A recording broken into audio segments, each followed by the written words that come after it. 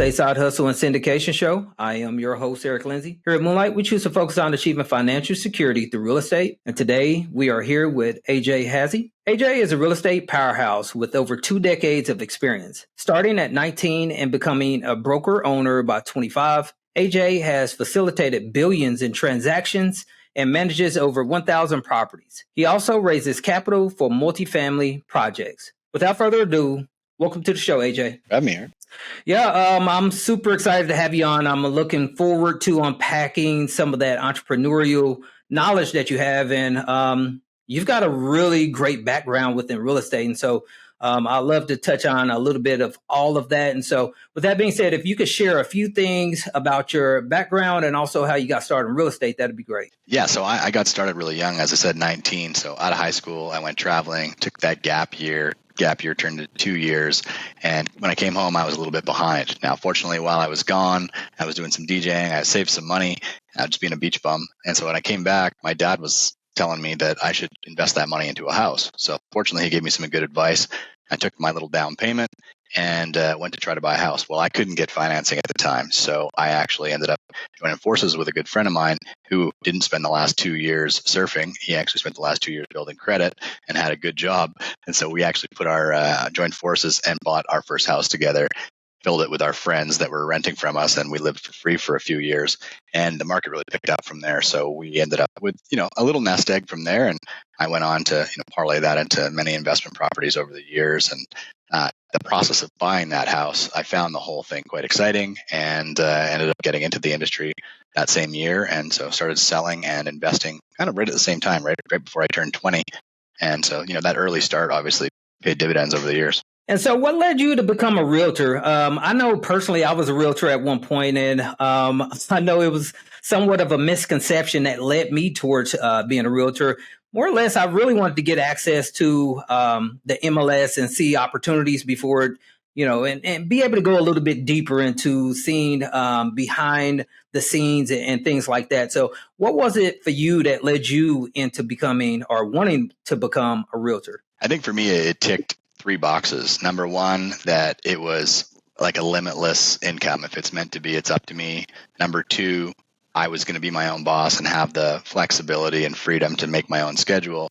And thirdly, I didn't have to go to school for 4 years to get into it. I wanted something that I could get into right away with a pretty low barrier of entry. So with those 3 boxes ticked, I had a real estate guy I knew that was a few years older than me, real good looking, GQ looking cat that was driving a BMW, wearing the P coat, and he really sold the dream well when you looked at him. And so I had an upward view of what David was doing, and it just, to me, it seemed like a good opportunity for a young guy like myself. With, I was relatively unemployable at that point, no education, not what you would consider to be employee material. I was a good salesperson, and I had a lot of get up and go, but yeah, I had to work for myself. So that's how we got into her. Yeah, well, it seems like you're a chip off the old block. You're really in shape, good looking guy. so you fit the bill also.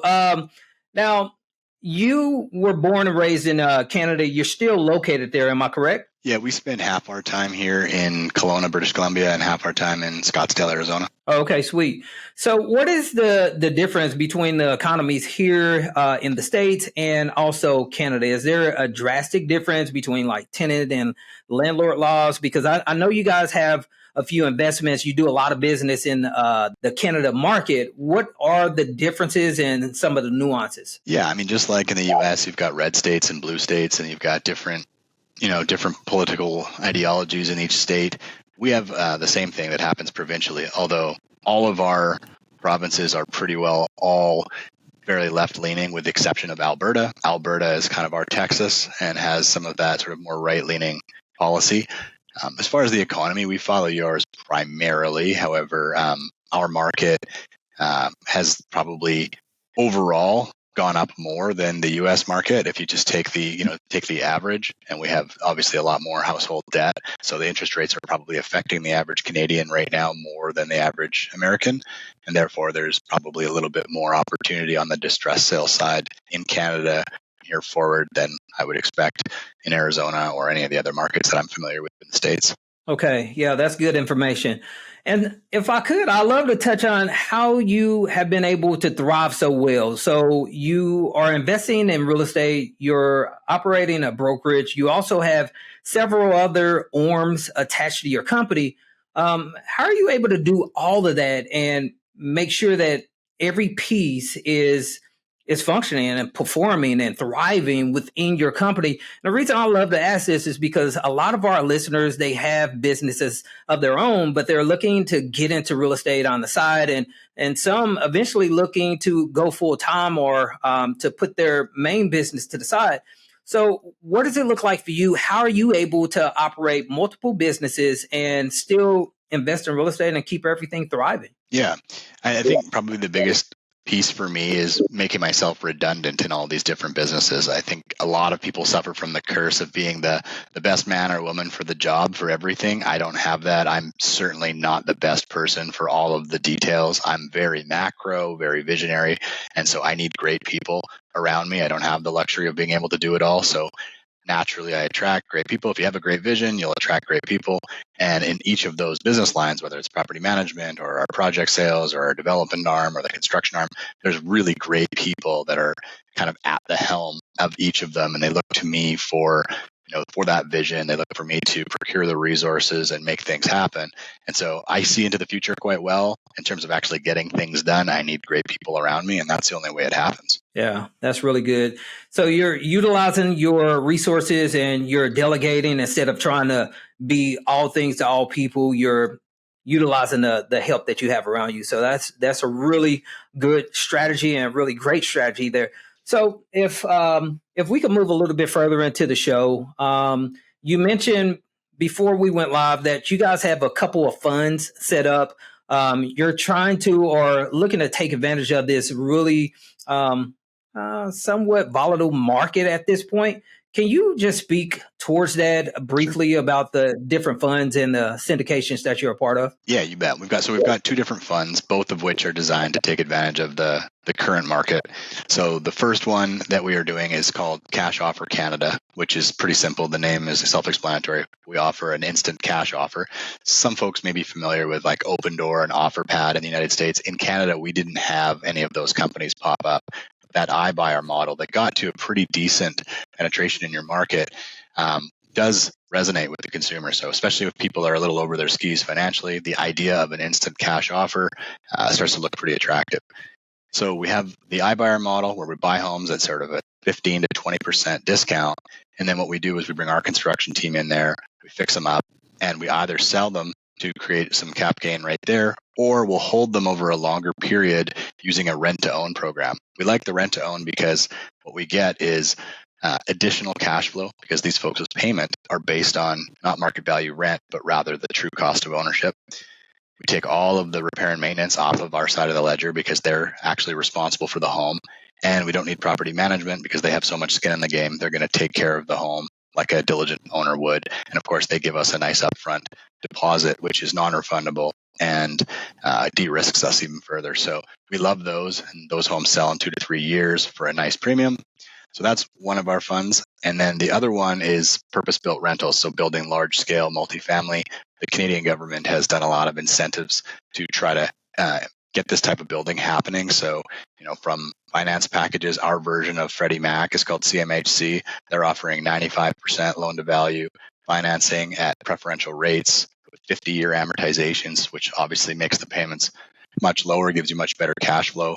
They've eliminated a bunch of taxes, and even locally in our local town, they've got a 10-year property tax holiday. So we're going big with this. With 20 to 1 leverage, we're able to do roughly 200 million worth of purpose-built rentals for an equity installment of only 10 million. So it's a no-brainer to take a big swing. You get economies of scale the larger you go. And then, of course, that type of asset would be attractive to a REIT, a real estate investment trust, or to any of the sort of private equity players that are in that space, and we'll get a nice premium at some stage when we exit. Okay. And So are the returns similar to what we get here within our syndications where we're shooting for 7% cash on cash returns, 14% or 15% IRRs? What does the returns look like in Canada real estate syndications? Yeah, so they vary from all over. What we do is we pay an 8% hurdle rate. So the cash on cash return is 8, and then we have an LP-GP split of 50-50 thereafter. So internal rate of returns for our investors for the last 5 years have been right around 18% net of fees. And so it's been pretty good. I mean, these guys are coming back for more, for sure. And when I look into the future with the multifamily stuff, it has an enormous equity multiple because we're so highly levered that, it looks like we're going to get, 2.5 to 1 on our equity over 3 years. And then when you hold the property, it starts at about a 12% cash on cash return. And again, that's just because of all the different programs we're taking advantage of and the very low amount of cash we have relative to the value of the buildings. Okay. And is this open for American investors to jump on board with some of these funds that you operate? We have some pretty stiff foreign buyer rules here where there's a full-blown foreign buyer ban. However, there are some things that we can do with real estate trusts that can potentially be a workaround. But at this point, we haven't taken in any foreign money. It's all been Canadian investors to date. But we're working on actually going a step further, filing an offering memorandum, and potentially doing something that was more public. If we can take this public, then it'll be open to everyone. Okay, that's really good. Nice job on that. It sounds like you guys got a really good thing going on, and you're taking advantage of the opportunities that's available there. So if we can chat about some of your flips. So you are doing some flips within Arizona. Mm-hmm. Share with us a little bit of what your model looks like. Are you guys doing heavy volume, or are you just looking for home runs, or what exactly does your flip business look like? Yeah, because we're not down there, we're not really tooled up to do heavy volume. We're looking for home runs, and we look to try to keep our money moving somewhere in the 30% annualized return rate. And so we're looking for deals we can get in and out of in 6 months that have pretty nice upside built into them. There's a decent amount of distressed sale opportunity in the Phoenix area that we've been able to take advantage of. We got lucky. We came down when we had a par dollar. So the Canadian dollar is usually 30 to 35% below the American. But for a little blip of time back after the financial crisis, our money was par. And obviously there was very turbulent times for a while there. I mean, we were buying condos in Arcadia, for example, for like $50,000 a piece. These are now worth, over $350,000. So there was a lot of opportunity at that time, and we were doing volume when things were cheap. And then we sort of slowly kind of worked our way up into some of the more expensive stuff. And now we're kind of in that mid-luxury space, that stuff in that $1 million to $1.5 million range. Okay. And so are you guys only doing the flips when you guys are in town? Because it sounds like you're splitting time between Canada and Arizona. Are you guys splitting, or are you guys doing these flips only when you're in town, or have you already somewhat got boots on the ground, formulated some relationships with contractors that's doing a lot of the boots on the ground for you? Exactly. Yeah, we've got great people. I mean, I don't get my hands dirty. You wouldn't want me to it. I can barely swing a hammer. So I've got great people down there. Yeah, the one we're working on right now is about halfway done. I haven't been there in 3 months. We'll be heading back down in October as it sort of gets towards completion. So yeah, we're able to do it back and forth. I mean, once you're down there to make the contacts, cast the vision, make sure everybody knows which direction we're going, and then it's just about a good cadence of communication and reporting after that. I mean, I've always been pretty good at handling things remotely. I have properties that I've bought, multifamily buildings that I've never even been to, right? I've got in out of state, out of province that I've never actually even visited. And there's never an issue. If you've got good people, you've got good management, you've got good local trades, people that you trust and good communication, you don't need to be everywhere and be in 2 places at once. Yeah, excellent. And you're right. As long as you got a really good team behind you, you can be able to perform some significant things and not have to actually get boots on the ground to actually get eyes on it, because you're trusting the people that you're working together with. So Yeah, that's really good. If we could go a little bit further in the show, we've got a portion that we like to call our Moonlight Coaching Round. And typically what we do is ask a few questions. If you could hold your response to between 1 to 2 minutes, that'd be great. The first question I have for you is, what do you think every new real estate investor should know before investing in real estate? If I'm a new real estate investor, the first skill I need to master is the art of the joint venture. You need to understand what each component of a joint venture is worth in a deal. For example, if you're bringing all of the cash, you could literally do nothing else and should be entitled to at least half of the upside of the deal. The finder's fee, the management, the expertise involved has a value. Whose name is on the mortgage and who's putting themselves on the hook for that debt also has value. And so carving it up, there's a pie of 100%, and knowing what those percentages are worth and finding people who are a complement. If you've got time and expertise but no money, you need to find people with money with no time and no expertise. And that's a perfect marriage for a 50-50 arrangement. If you've got lots of money but no expertise, you need to find that person on the other side of it. And so I think knowing where you are, being part of networking groups where you have people that are coming into the conversation from different perspectives. I meet people at these real estate conferences. And they're obviously the smaller group. Most of the people at the conferences have, the expertise and the time, and they've run out of money and they're looking for joint venture partners. But there are lots of people who walk in there, they're very busy, successful business people, whether they're dentists, they're doctors. Their expertise does not lie in flipping real estate or syndicating deals, but they have capital and they're looking for good operators to be a steward of that capital. And so the faster you learn how a joint venture works and the faster you're able to articulate your value in the deal so that you can attract the relevant opposite to whatever it is that you bring to the table, then that's when you can really scale your business and do some damage. Okay. Yeah, great answer, AJ. Next question I have for you is, knowing what you know now, what kind of advice would you give a person attempting to get where you are within your real estate journey about balancing business and life? The thing that I've done over the years that has been so to my advantage is stopping and starting, taking breaks, whether it be, taking a month holiday or, going really hard, setting a goal to be able to accomplish something and then going away and taking a break. Those recharge, even if it's just a weekend away, the recharge you get, the reset allows you to come back and go hard. If you're in that space of deferring your life and deferring fun and deferring the toys till some made up date that you may not even reach, you're going to end up in this space where you play 70% your whole life and you're this hamster on the wheel. You have to have the reward system. You have to have that carrot always in front of you and to reward yourself and to stop and appreciate where you are, what you've done. And then you can come back. The best ideas I ever got in business were when I was sitting on a beach or sitting on a boat and I had the clarity and I created the space to actually think.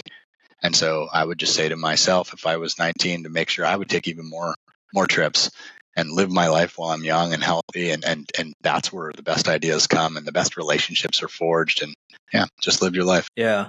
Well, that's completely anti-hustle, and it's not completely, but there's a lot of people that promotes work, never take a break and just go all day long instead of setting time to the side and making some time to actually be able to reflect and think about where you are and different strategies and plans of attack. So great perspective on that. Yeah, I say, show me somebody who doesn't take breaks. I'll show you somebody that doesn't ever go hard. You need to take breaks. It's like a boxer. I grew up as a competitive boxer. If you didn't have the minute between rounds, you weren't going to come out and fight at your best in between. You need the rest. That's how you sprint and you recover. Yeah, the other thing that I think really helped me that I would make sure that I did and never missed a beat on this was always have a very clear and compelling vision of the future, long range, that you were trying to work towards. The people that I coach now and the folks that I meet, it amazes me how little thought they've given to where they want to be in 10 years. And if you can get the level of specificity that you would describe your current situation in, like where you live, what your body looks like, what money your income is, your net worth, all these things about your current data points. What is all of that in 10 years from now? And get really specific. I had the opportunity to read my business plan from 2013 the other day, And I was painting the picture of the organization that I've built now at that time. And it was spooky how specific and how many of those little nuanced details that I had no business even writing down at the time have come to pass. And so I think there's a huge amount of power in setting that intention and trying to get clarity on where you're trying to go. Now, this is somewhat selfish, but I wanted to ask you, did you miss any of your goals? I mean, that's 11 years ago, but did you actually miss any of those goals, or did you crush every one of them? No, it was about 80%. There was a couple of things that at the time I thought I wanted or I thought I needed that I ended up not needing, and the business sort of took a different direction. And there's some stuff on the personal level that that I didn't hit at that I actually got a chance to reflect and go, okay, why did I not prioritize this? And so it was some personal stuff. Most of the business stuff I hit. There was just a few items on the personal checklist that I didn't quite knock out. So okay, next question I have for you: if a person had minimal amounts of time, no money or experience, but they wanted to start a business like yours,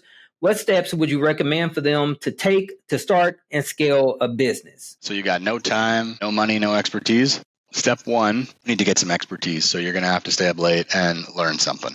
You got to have some expertise. You need to know your subject matter. If you're going to get into real estate investing, there's lots of great books. Start with Rich Dad Poor Dad as a sort of baseline and then sort of layer it on from there. There's so many great books. I have volumes of them in my credenza. Read those books. Read A Fortune at Your Feet. It's an old school book about creative real estate on how to acquire real estate with no money. Read that book. Learn how to become a wholesaler so you can find deals and wholesale them. So you start to create some money. So the first thing you got to create is some expertise. With that expertise, you should be able to parlay that into some money. With that money, you can buy back your time. And so that would be the sequence. First, get educated. Second, get a little bit of capital. And then with that capital, buy back your time, which should create some bandwidth for you to actually do this full time and make it a real business. Right. And so buying back your time might be hiring a VA to do 80% of what your current job is, and you just top grade it. So you buy back all that time. That might be how you segue out. It might be that you just build enough cash reserves that you can take a year off away from your business. I prefer the idea of leveraging your way out and using between AI and VAs. You can get the bulk of knowledge work can be done by someone else as long as you're holding it to a certain standard. You can still, meet your commitments at your current job. But yeah, it goes expertise, money, then time. Okay. Last question I have for you is, what is the greatest coaching advice you could give to a new person about knowing their numbers? And so when I say knowing their numbers, I'm referring to potentially KPIs, taxes, income, expenses, etc. Yeah. So the first thing that you need to figure out is the relationship between your just grunt input and output. So how many calls does it take for me to get an appointment? How many appointments does it take for me to get a client? How many clients do I need to land a paycheck? You need to know those numbers so that you can start to forecast. You can say, okay, I know that if I make 200 phone calls a month, that I'm going to get 4 transactions a month, or however the numbers shake out. And then you structure your work week around that, and you make sure that that's the first thing that you do. You protect that power hour of your 5 to 10 contacts a day every single day. So knowing the input and the output, the time trade, super important. The next thing you have to understand is your P&L. Most business owners don't even have a P&L. I coach real estate agents all the time, and I ask them to send me their P&L, and I'm almost never receive one. So you should know your income, you should know your expenses, and you should have what's called a golden ratio. And there's a golden ratio for every business. How much is your cost of sale? How much is your marketing? How much is your administration and op costs? And what is the ideal profit margin you're trying to get to? And then read a book called Profit First Accounting. It'll help you structure your finances in such a way that it takes money from the top line and hides it from yourself for both income tax, which you will forget to pay and dig yourself a massive hole if you don't heed this advice, as well as profit, and force your business to live on 70% of the revenue. And then if it can't, then you need to make an adjustment. The problem is most entrepreneurs build these cash-eating monsters that are constantly either reinvesting or consuming all available cash, because that's what a business will do. It consumes resources. So you need to actually take money off the top. So knowing your cost to acquire a customer, knowing the cost that you're spending each month on operations, and making sure that they fit those golden ratios. That's probably the best advice I can give you for a young entrepreneur. Okay. AJ, great answers to each one of those questions. That is some significant insight to be able to manage and make sure that you're paying yourself first, setting capital to the side, and making sure that you are knowing exactly what's taking place within your business and looking at a profit and loss so you can know if you're actually a profitable business or a failing business. So each one of those answers was spot on. Before I let you go, we always like to have our guests share a great personal development book or either a great business book. What recommendation would you offer for the Moonlight audience? Read Dan Martell's book, The Buyback Principle. It's a book on buying back your time. I think for a lot of people who are in that space of currently having a real job and they want to go out and become entrepreneurial, I really think that's probably the best book you could read right now, just for understanding the mindset and just really good tactical pieces on how to buy back your time. Okay. Yeah, I haven't heard of that one yet, but I'll definitely have to add that to the wish list. Hey, AJ, I definitely appreciate you coming on today. You've shared some really good insights, some really inspirational knowledge, and helped us to be able to take a peek in on the Canadian market and also be able to look at how to manage multiple arms of a company. And so we definitely appreciate that. If someone wanted to reach out and connect with you, do you have a preferred method? Yeah, I love chatting with people on Instagram. So you can find me at vantagewest.academy. Okay. All right, AJ. Hey, once again, thanks for coming on the show. I'd love to have you back anytime. Right on. Thanks, Eric. Appreciate your time, brother.